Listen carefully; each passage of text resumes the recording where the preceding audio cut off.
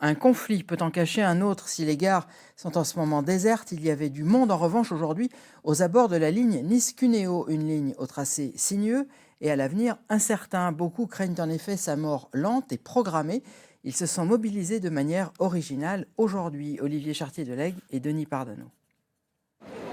Main dans la main pour former une chaîne de solidarité. Sur le parvis de la gare de Nice, ils ont pris la pause, les défenseurs de la ligne ferroviaire Nice-Tende-Cuneo.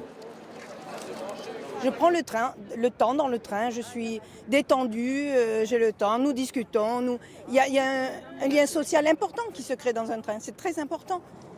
Ils l'appellent la ligne de vie, cette ligne qui parcourt la vallée des Paillons et la vallée de la Roya, une ligne où les trains se font de plus en plus rares, de plus en plus lents. Un aller-retour quotidien entre Tende et Nice, vitesse limitée à 40 km/h. Un crève-cœur pour ceux qui ont connu l'époque où plusieurs dessertes quotidiennes reliaient la Côte d'Azur au Piémont. Aller-retour de Nice-sur-Ain dans la journée, il y avait les étudiants qui allaient d'un état à l'autre. Ils faisaient leurs études à Turin, soit à Nice, et il y avait du monde dans la vallée.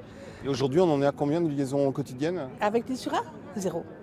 Le chemin de fer, si on peut faire le fret, et il y a eu le fret dans ce chemin de fer, ça évite les camions sur les routes. Symboliquement, la chaîne humaine a posé ses maillons dans les villes-étapes de la ligne des vallées.